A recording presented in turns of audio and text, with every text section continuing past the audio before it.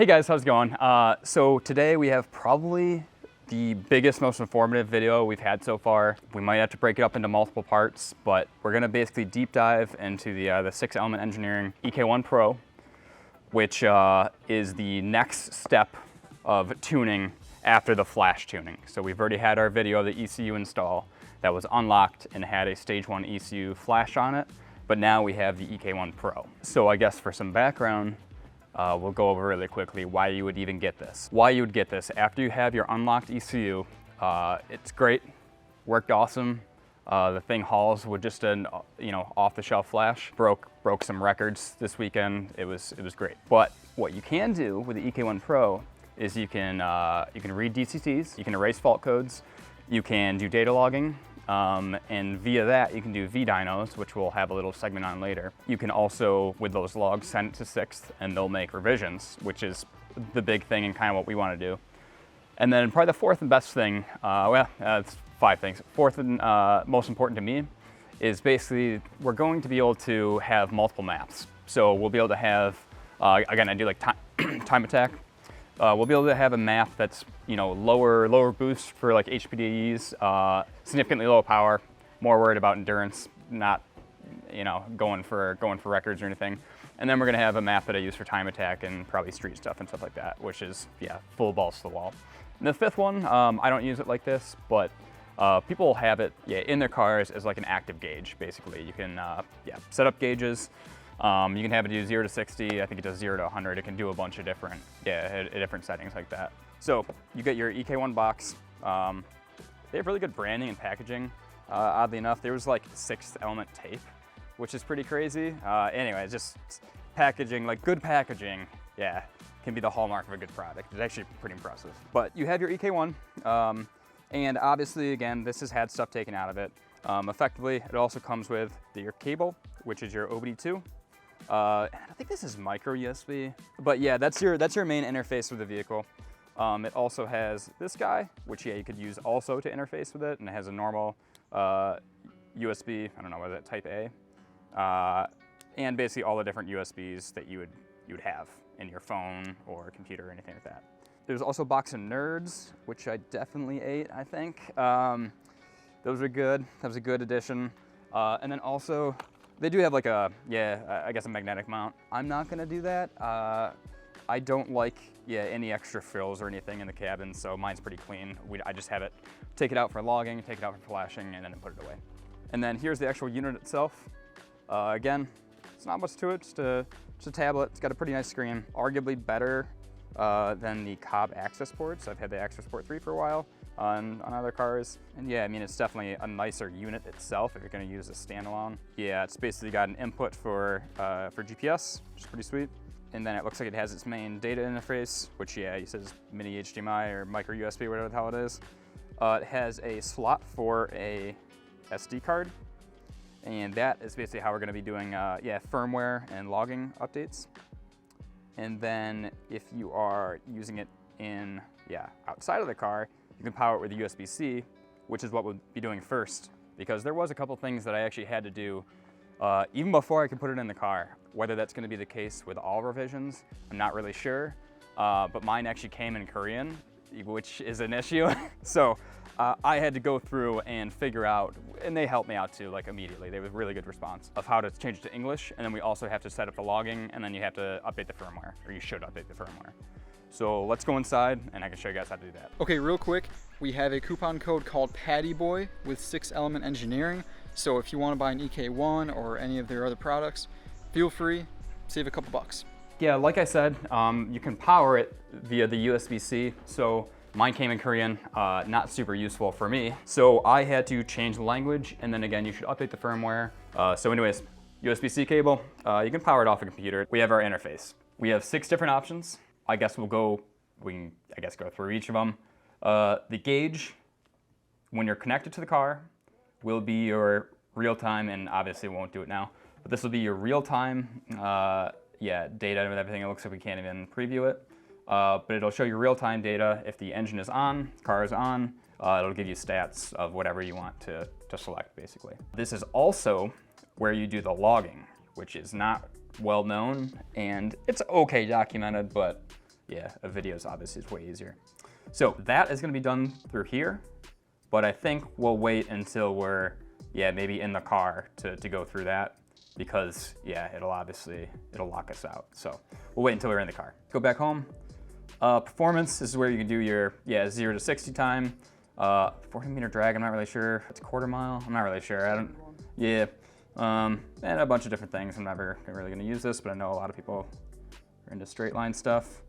Diagnose, we have DCC, so check engine lights effectively. And then you can also clear them. It's a pretty good function. Power mode, I don't think power mode's maybe the best label for it, but yeah, this way you can read the ECU data and also write or flash the ECU is effectively what it is. Let's go back. Select a car, I don't think it even works for ours. There's actually a special thing that you have to do, so I never got this to work. I assume with some of these, you could just plug it in and it would auto find via the OBD2. That does not work, at least with the Elantra ends, Veloster ends, and as far as I know, the Kona ends. Then the last thing is settings. And again, so it's worth noting, if yours comes in Korean, here's what you have to do. This will look the same. Obviously, you won't be able to read anything. You'll go bottom right, you'll go top right, and then it is 1, 2, 3, 4, 5, 6 down. That is what you'll click. See, that's what it came. I guess we'll just do it. This is what it came with. Everything was good, but then when you go in here, it's yeah, in Korean. So yeah, so just 6 down, and then click it, it'll go to English. Also, another thing that is absolutely what screwed me that I would recommend. It's 1, 2, 3, 4 down. Auto power off. That was on from default. I would highly, highly, highly recommend turning it off, at least if you're not going to keep it in the car. Because what would happen is that when I would start pulls, when we're logging, it would basically just turn off, which obviously negated the whole log. It would get like one data point, it would get like 1 second, and then it just shut off. So anyways, they suggested to change that. I changed it, and it hasn't had a problem yet. That is it for the overview of the actual display of the EK1. So now we're gonna take out the SD card and swap over to the computer. So, yeah, like I said, there is some things you have to do before we go out to the car, or at least we should do. Helps you out in the future. So anyways, if you take the SD card out, I have this little like SD to USB type A or whatever it is.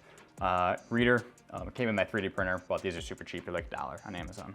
So anyways, if you get one of those, pop it in here. So it has the file folder, EK1 Pro, and in this is 4 folders. Don't even go to int. There's the logs. Right now, I already have some.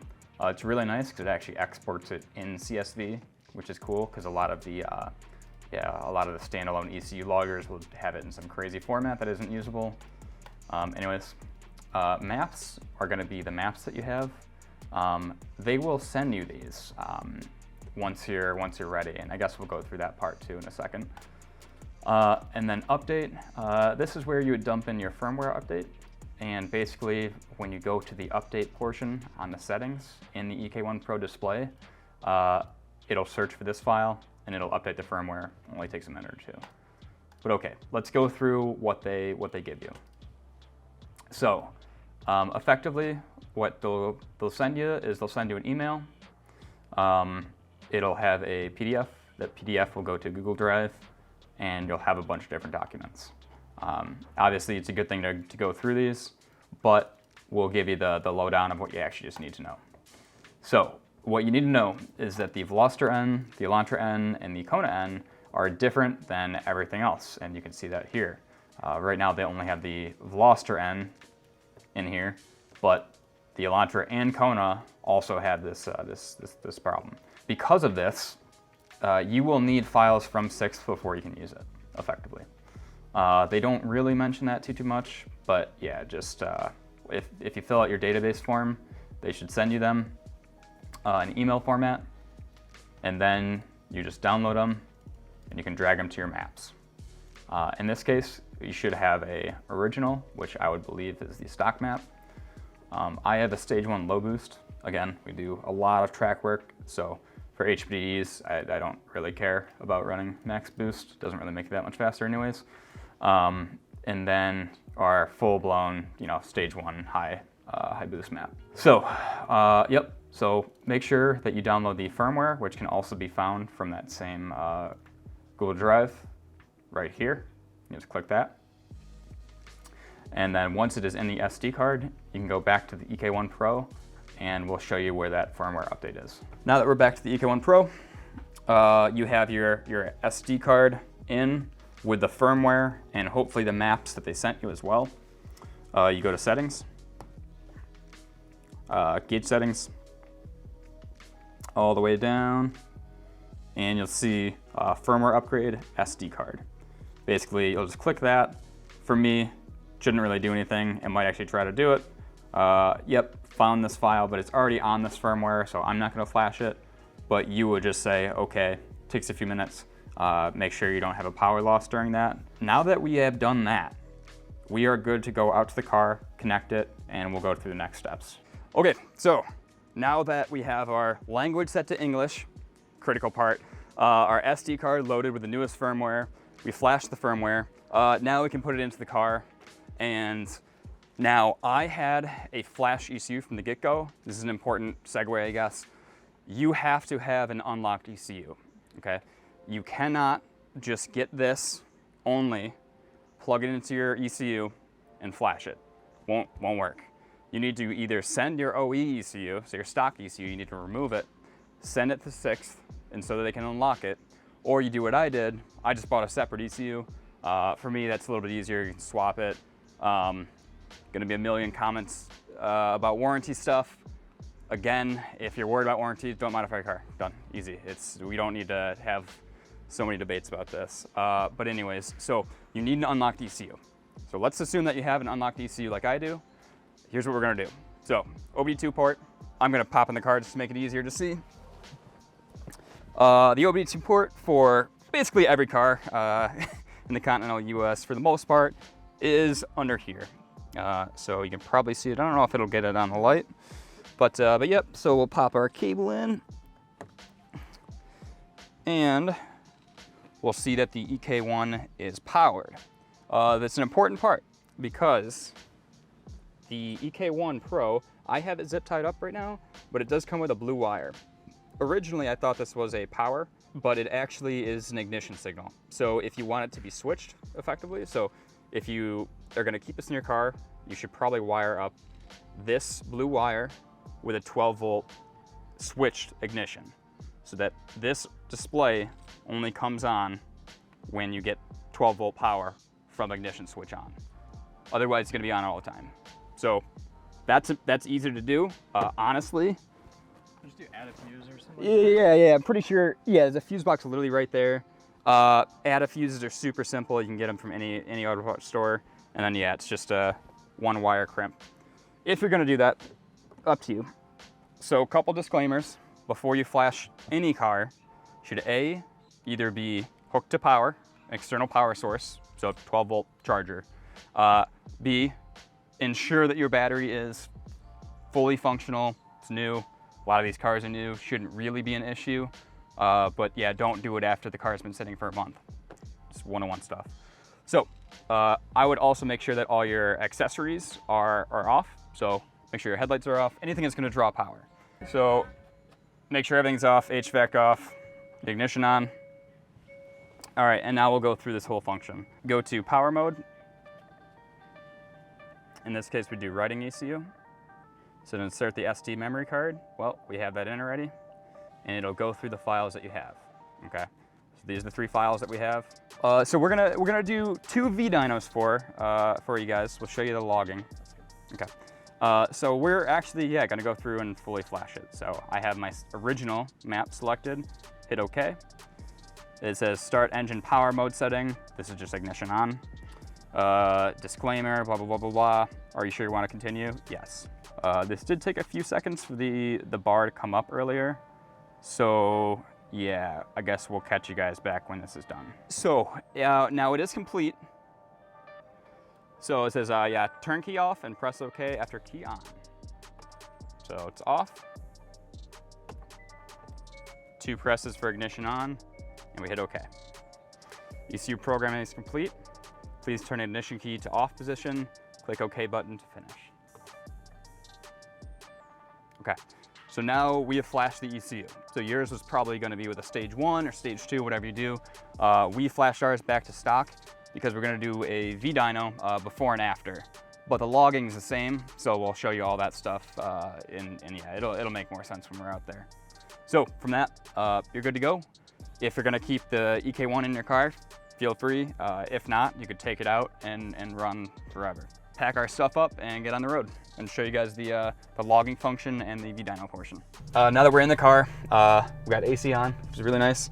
We're going to go through the last step that you need to go out and run some logs. You can either send them to 6th to get revised, or you could look them. You should probably look at them yourself, and we'll teach you how to do that. Or you can make a V-dyno and see your power gains. So to do that, again, like I said, it's through the gauge view. So you do top left to gauge view, top right to user custom view. Now I've already done some logging, so mine is already set up, but yours will not be set up.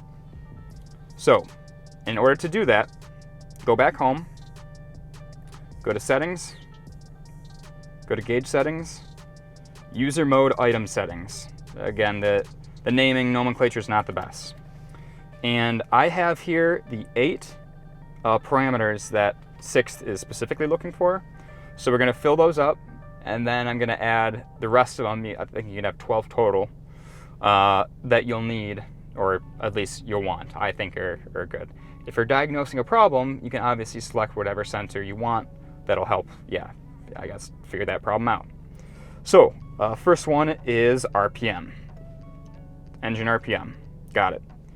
Second one is boost pressure, which is, in this case, map. The third one is throttle position. So let's go to, sure it's pretty hard to see, relative throttle position. The fourth one is engine load. And how I do absolute load value, that seemed to work. Some of the nomenclature for this stuff is kind of tough. It could maybe be multiple things, but that's what we'll do for now. So the fifth one is ignition timing. Let's go try to find that. Ignition timing advanced for number 1. Yep. The sixth one is lambda. In this case, we don't have it. I think it says lambda, but it's actually not. Yeah, so it says lambda. It's actually air-fuel ratio, and it's running gas for stoich. So not lambda, it's actually air-fuel ratio, but just select lambda, it comes out as air-fuel ratio. 7th is fuel rear pressure. It's at the very bottom. And number 8 is the short-term fuel trims, which I think is up at the top. Yep, short-term fuel trim, bank 1. Okay, now since we have those, now you see we have 8 out of 12. I'm gonna select some more that I wanna see. I'm gonna do calculated load value. Let's see what it actually thinks we are. Engine coolant temperature to figure out if we're actually warmed up or not. You can go through and basically select whatever you want to. Barometric pressure will be useful when we do V-dynos. And I think there was a throttle position one that we could do as well. Yeah, let's do, actually, air intake temperature. That's pretty useful.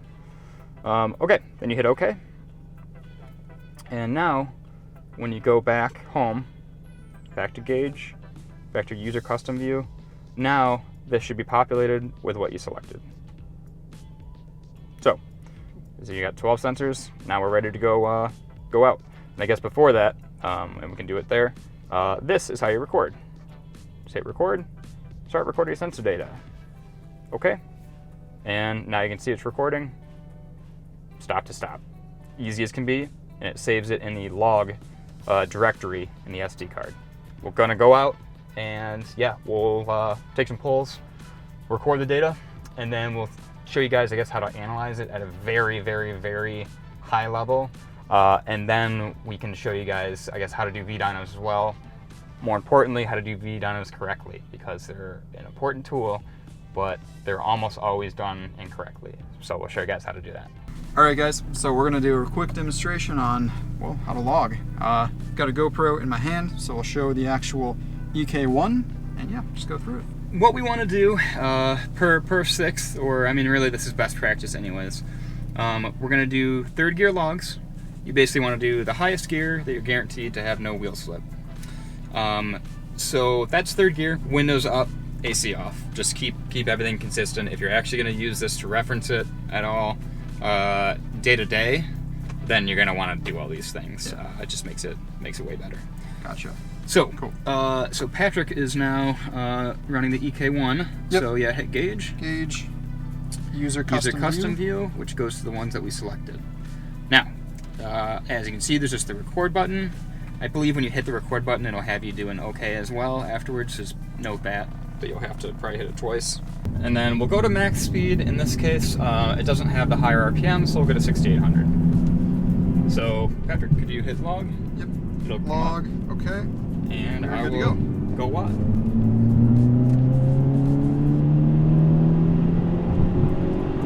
It's such a difference tune. Okay, and you can hit stop. Cool. Sweet. Yeah, easy peasy. It's not like my Miata where there's like 10 steps to do it. And, oh, I know. Yeah, that was bad. Yeah, so we're gonna swap to stage 1 now.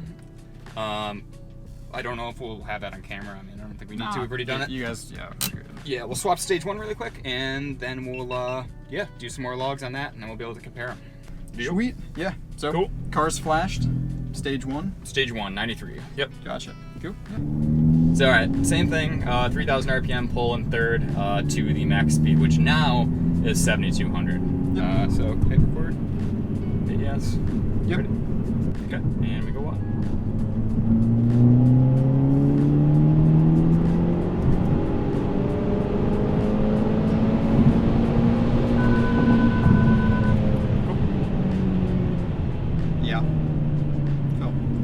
Good a bit faster. I will say, I think after flashing, it might, I don't know, there might be some like octane learning, not octane learning, but it might like go in like, might be in full retard right now, and then as it realizes that we're not knocking, it might add ignition timing. Because it felt a little bit slow, but hey, we got the means to see. So we're inside. Well, I already pulled the SD card out. So at this point, we're gonna divorce the two videos. We're gonna have two videos, but we'll have a separate one of basically how to do correct VDyno logging, and then also how to analyze the data that you just took. Obviously, Sixth will do this for you, and you should send that to Sixth anyways. But if you want a good idea of how the engine is running, what it's doing, and just to expand your knowledge level anyways, we'll go over, basically how to log it. It's called Data Zap. It makes everything really easy to see. But most people aren't going to do that, so just take your SD card, pop it in your reader. So we took 2 logs today, or 3, because we might have done a test log. So these are the ones that we took today. As you can see, they're time-stamped. This one's the one that we probably did in the car, I would imagine. Yep, and then this one is longer because Patrick forgot to turn it off. So, anyways, so these are what you would send to Sixth, basically. You'd send these CSV files to Sixth, they give you their revision. Instead, we don't need a revision. Things are running good right now, we're waiting for bolt-ons. We'll use these files to both analyze and also VDyno. So, yeah, I don't know, I think that's it for the EK1 video. This is gonna be a monster. But there's a lot to it. It's a powerful device, and yeah, I know the stocks are not great right now, but hopefully they get back in stock because it's a pretty slick unit, and compared to the access port, it's a good bit better, to be honest. Not only like, I don't know, fit and finish, but function-wise too. So, anyways, that's all I got. Yep, sweet. So next week I will release the video on how to use a VDyno and extract the data, interpret it. So, yep, if you're looking forward to that, subscribe, and we'll see you next week. Cool. See ya.